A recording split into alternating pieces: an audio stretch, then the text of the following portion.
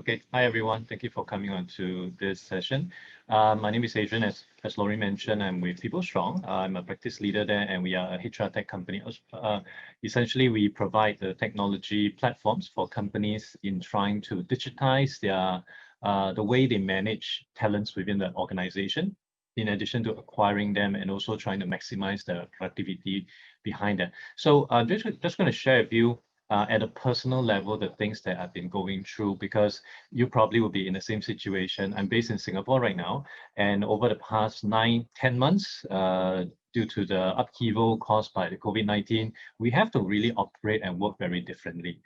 Fortunately for me, the changes are not that drastic because during about 4 or 5 years ago, I was actually working remotely as well. That's because I started business and I was a solopreneur. I was doing it from home. But the thing is, when you start to work from home, having worked in office over decades, it can be a bit hard to adjust across because the kind of discipline, the kind of distraction is really tough. So over time, I realized I'm not being as productive as I could, and I started to make adjustment and try to find new tools and ways for me to work and be more productive. Not to put in more hours, but really just to put in the same amount of hours, but trying to achieve more. And when COVID hits, that's where episodes of what happened a few years ago starts to hit me. And of course, things have changed drastically over the years since then. And I've also looked at new tools and platforms that I'm trying to experiment with, trying to use. So on and off, I think every week I tend to experiment with at least 1 or 2 new tools. But in this presentation, I'm not going to bombard you with hundreds of them. I'm just going to share with you some of the hardwares I'm using. These are quite, I would say it's a given for most of you, but I'll still start off with that. But it's the software that I believe would make a difference in trying to snip off a few minutes here, a few seconds there, because although it's just a few minutes or a few seconds, these things does add up. So the thing about productivity as what we see is seeing it right now is in quite a conundrum because the way many companies measure productivity is based on the old way of how business function. So you can imagine in a factory setting, you spend 1 hour to manufacture 10 widgets, and that's it.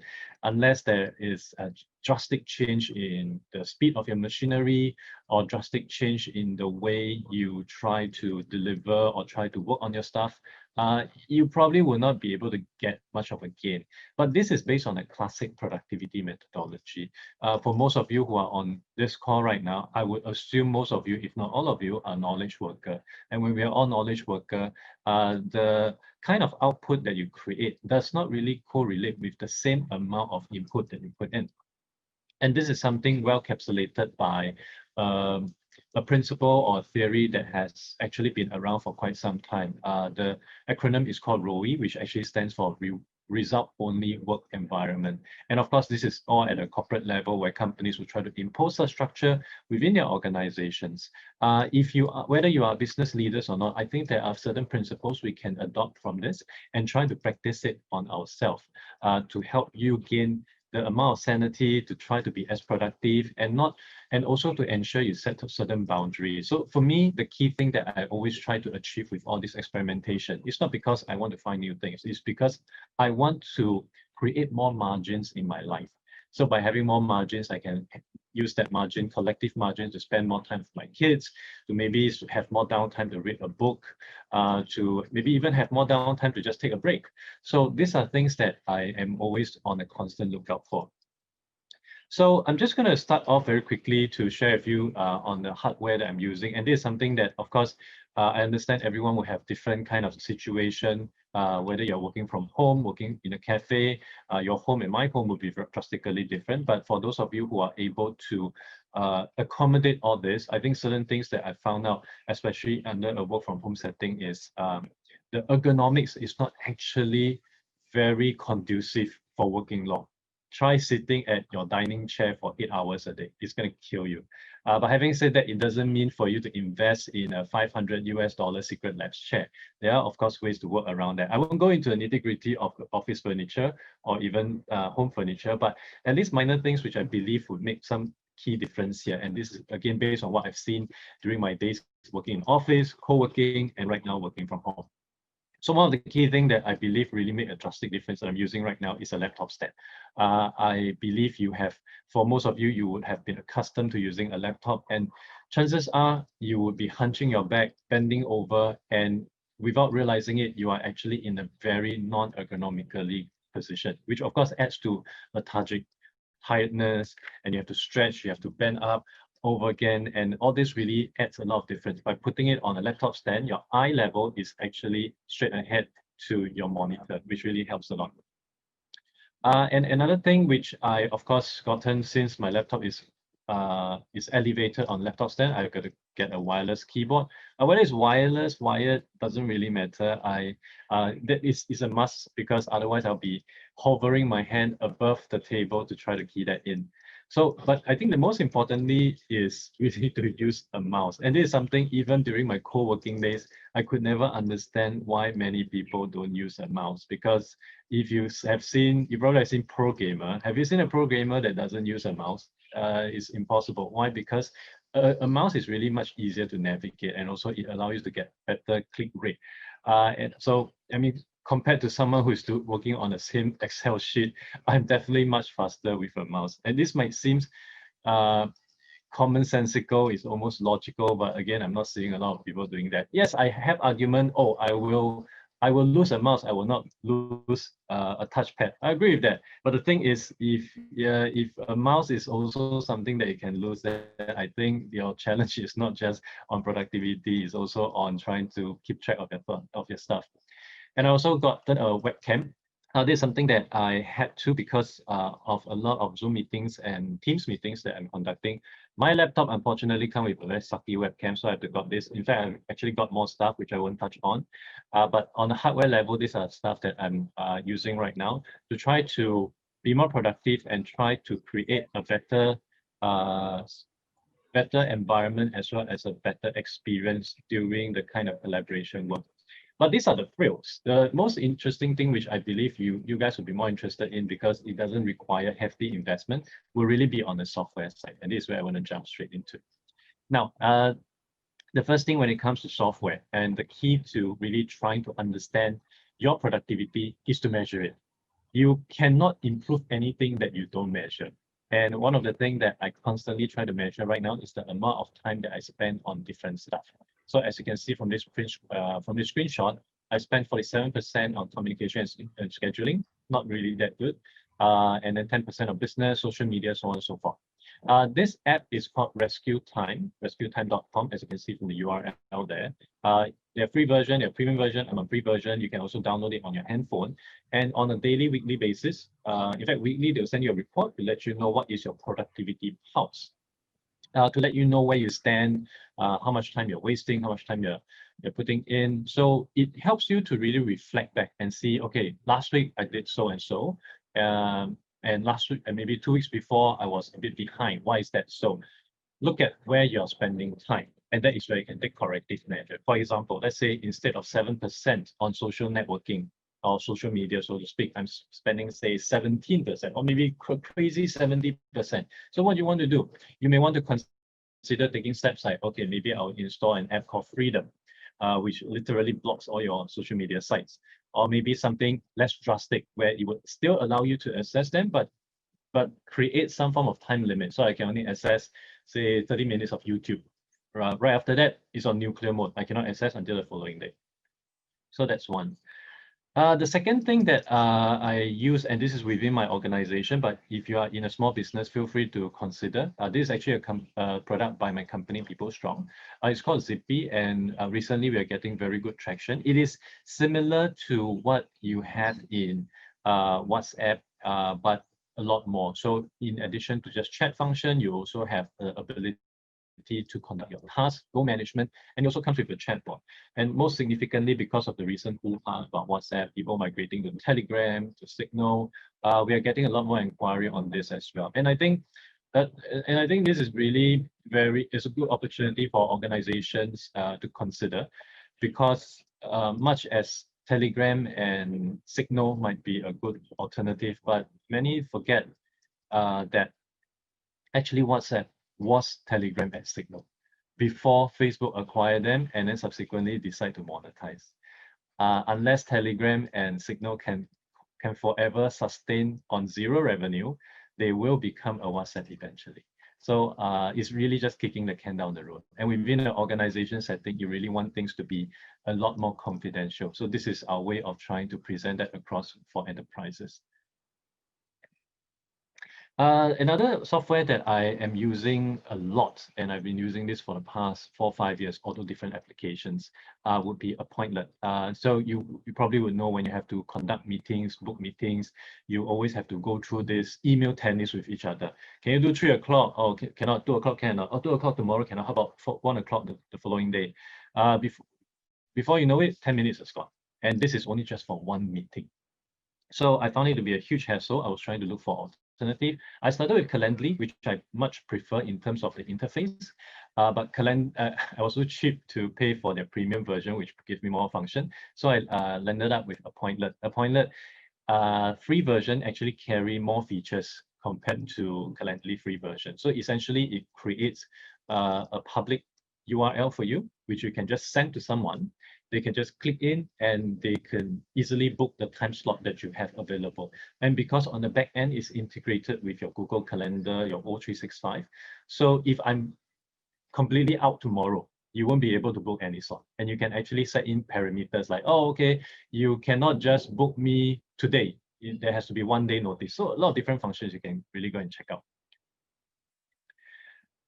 And another application that I have been using for quite a number of years is something called midfriends. For those of you who are around my age, you probably may remember this app, a Windows app called Trillion, which is a catch-all for ICQ, AIM, those kind of old school messaging platform. midfriends is the modern day version. Of course, all these different apps, WhatsApp, Web, LinkedIn, Messenger, all this can be found on Chrome. But the thing is, I use Chrome for a lot of other stuff as well. So if you accidentally close Chrome, which I often do, everything is gone. They have to relog in again. Or if Chrome crashes, same thing. So I use midfriends as a separate application on a separate resource and process to be a catch-all for all these applications. So I don't have to open separate tab and hundreds or dozens of tabs on my Chrome to access all this. And it's easy to toggle between. Because toggling between is so easy, it's also easy to copy and paste messages across each of them. In my job, I often have to guide some of my prospect clients on certain things, on how to navigate to certain features, functions, and in trying to explain to them through writing can be quite a pain because interpretation would become an issue. So I often use this application called Loom. Loom allow you to easily capture your screen and turn that into a video. So whatever you do on your screen is turned into a video, automatically uploaded to Loom, and then you can share it out as if you're sharing out a YouTube link. So instead of trying to verbalize or trying to capture all that into text, I could just do a screen capture, send, that's it. And Loom has up to, again, it has a free version, paid version, but I think the free version should be sufficient for most of you. For screenshots, I actually deviate to another app because Loom doesn't do screenshots, not that I'm aware of. So I actually use this other tool, which is open source, called Genie. It used to be, it's actually pronounced Genie, sorry. It actually was a copycat version of another tool I was using called JING, but that the company called TechSmith behind JING decide to deprecate that tool, and one of the users happens to be a developer, was quite unhappy about it, and he actually put together an open source version, which is what I'm using right now. So with a block on top of your screen, I can just click on it, drag and drop, and drag and cover the screen that I want to capture. I can annotate, I can add color, a lot of useful stuff. And I can, of course, send it out through midfriends to whoever I want to send it out to. So again, using the premise, a picture paints 1,000 words. It's always much easier and faster rather than typing something out.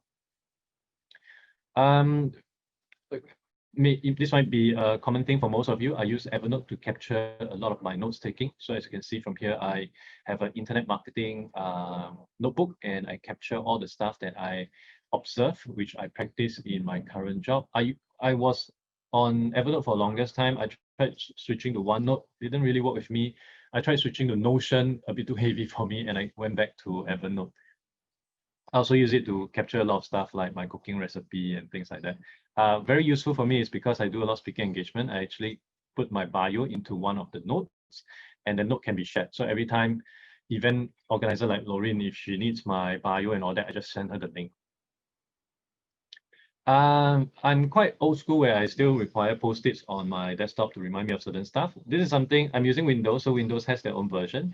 But I am quite accustomed to this other app that I'm using right now, which is called Stickies.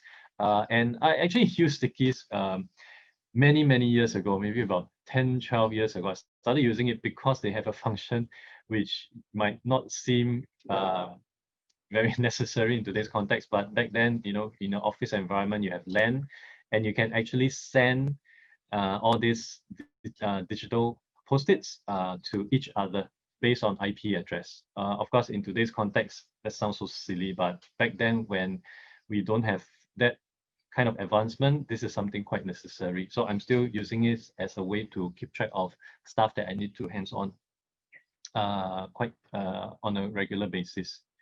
Other than that, I would go over to my to-do list, and that is actually the name of this app called To-Do. Interestingly, this morning I was listening to a podcast, and the founder of this app was actually on the show. This app used to be known as Wunderlist. I was using it for many years ago. Then they sold it off to Microsoft and got rebranded to To-Do. Very useful To-Do app. It's free. You can even invite other people. As you can see under my wish list to buy, there are people icons there, so you can actually collaborate. You can set reminders. So you can see from here, I have this read later thing. So these are all the books that I intend to read over the course of this year. So once I have done it, then I'll just check it off, so on and so forth. So the same thing for my grocery list, etc. And something that I find very useful, because this also integrates with Zapier. I'm going to talk more about Zapier later on. Which essentially is a middleware to chain all these different apps together. So say, for instance, you can see there's 8 different apps here. They support more than that. So for example, let's say you added, someone created, someone sent you an invite to your Google Calendar. You have the entry there. You also have the person's email address. You want to capture this email address into MailChimp so that subsequently you can send him or her emails or newsletter. Without Zapier, you have to do it manually. Every time you have to remind yourself. But with Zapier, you can actually do API integration. So you can tell Zapier, okay, every time an entry comes into Google Calendar, go and pick up the email address, push it straight into MailChimp. So things like that. So the same thing I did for To-Do. I actually monitor the RSS feed of my company. So every time we have a new article which I wasn't alerted of, it would create a feed. And based on all these feed, then on a regular basis, I'll put together a newsletter and send out to my audience. Something much better than Zapier, but of course for different function, is something called Phantom Buster. They also have a free version. Zapier has a free version, by the way, as well. And it allows you to do quite a number of stuff. But one of the key things that I personally like to use Zapier, Phantom Buster for, is their LinkedIn features. So which allows you to do things like automatically send invites, script profiles. They even have lead generation workflow. Of course, very limited if you're using the free version. But if you're truly trying to scale your outreach through LinkedIn, especially if you're trying to sell B2B, I think Phantom Buster is something really worth considering. You can even do things like, say for instance, you monitor this set of people, let's say your colleagues, and every time they post something on LinkedIn, you will tell Phantom Buster to automatically go and like it on your behalf. That is something that that is possible as well. Although on a personal level, I prefer to use a dedicated tool to grow my LinkedIn network. I'm still using this. It's called Lead Connect.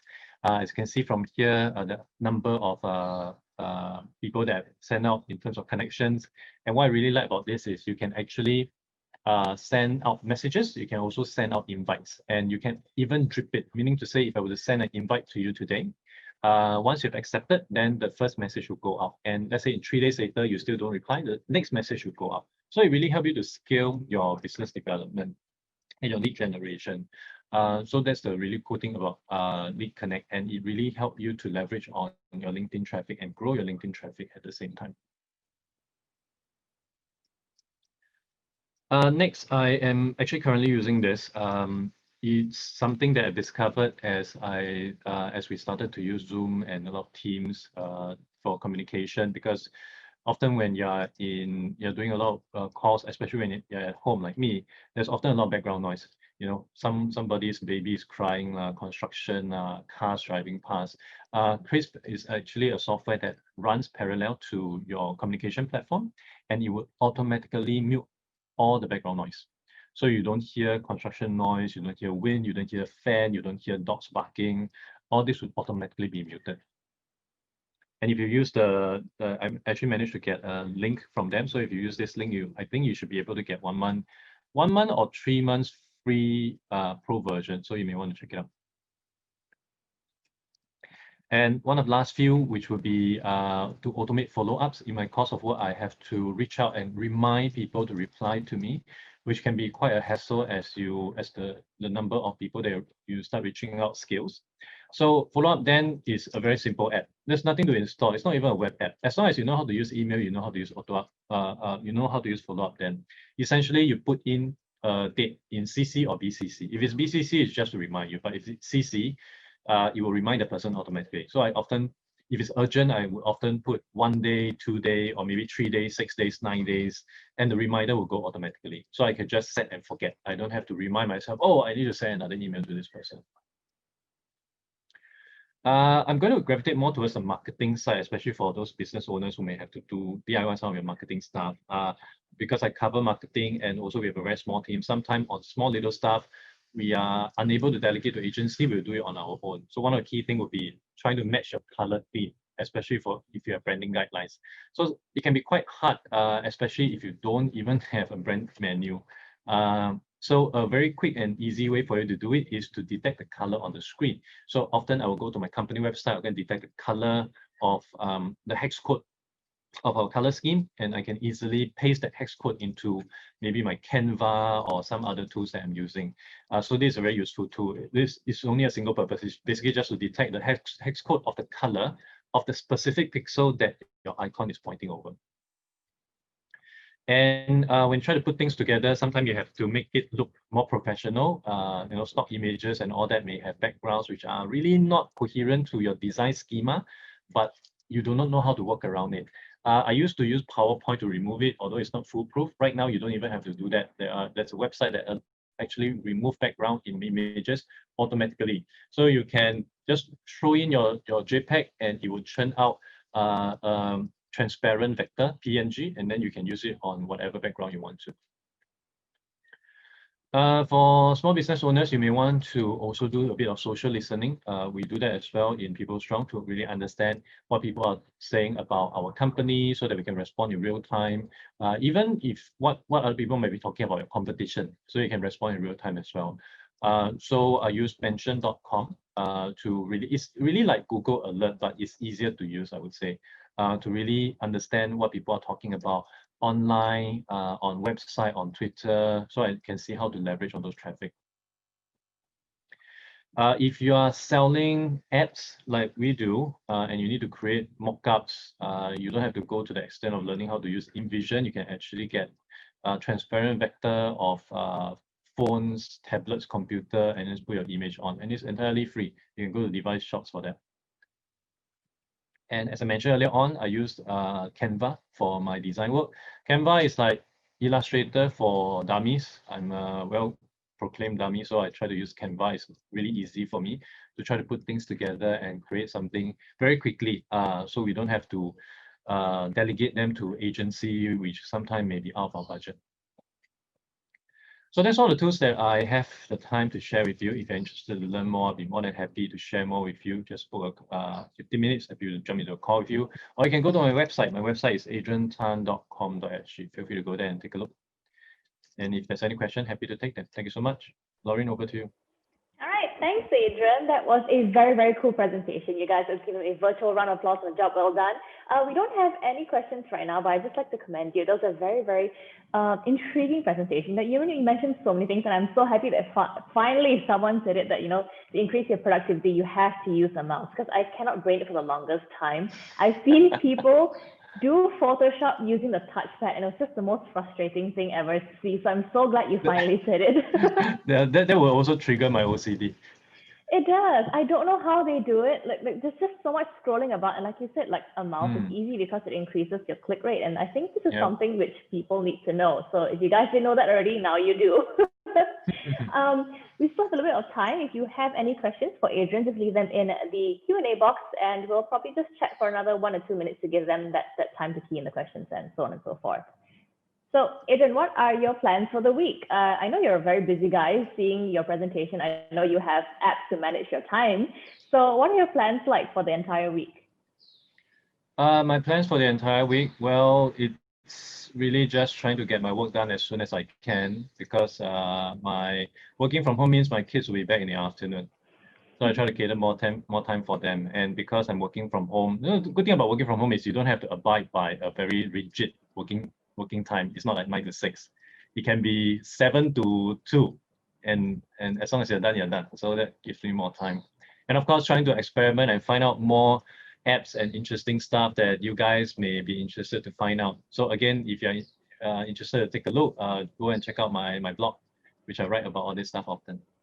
All right, you guys know where to go, and I do agree on staying home and actually finding different working hours and what works for you, because not everybody can settle into that kind of cookie cutter working hours. So it's kind of nice to branch out from that. Now we have one question that just came in from Clarence here. Clarence's question is, do you have any tools to recommend for putting the watermark for batches of images?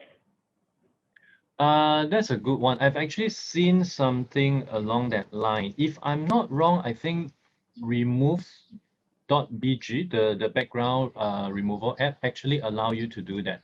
Although I personally have not tested it, but I'm pretty sure you can do so. But having said that, all this application, they usually have a premium and a free version. And usually when you need to do batch run, which is probably why you want to put in the watermark thing, you would have to pay for it. Okay, thank you for the question, Clarence. And thanks, Sean. I see you posting in the chat for us. Now we have time for one more. Now this one comes from Wei Hun Lam. The question is, Adrian, how do you get inspired on business? How do I get inspired on business? I guess it's really trying to, I think it's more of trying to solve a problem. I do enjoy trying to solve a problem, and it gives me tremendous joy, and also it helps me to really express my creativity and really to dig deep, to think through on issues that company may be facing and trying to solve them, especially for smaller businesses where marketing or sales may be a huge challenge. And this is something that I'm seeing a lot of companies not experimenting yet. When they want to have more sales, they just double down on the number of salespeople. But actually, that may not entirely be necessary. There are actually apps, applications. There are even I was in my current role, I was even experimenting with AI bot in the form of an email address. So this email address would be sending out sales email, and is able to interpret them intelligently. So if I were to get an email and say, "Oh, sorry, I'm not interested. You should talk to my colleague instead, Sean," and then the bot is intelligent to ask, "Can you connect me with Sean?" and kickstart the conversation again. So these are things that many companies can consider instead of hiring another headcount, which of course comes with its own set of problems. That's pretty good advice. Well, Adrian, that's all the time we have for today. It was an absolute joy to have you here with us on Digital Day. Thank you so much once again for all your input. I really, really enjoyed your presentation. Do feel free to stay on and join us for the rest of the session. And thanks once again. Stay safe. I'll see you soon. All right. Thanks. Thanks, everyone. Bye-bye. Bye. Exabytes. Grow your business online.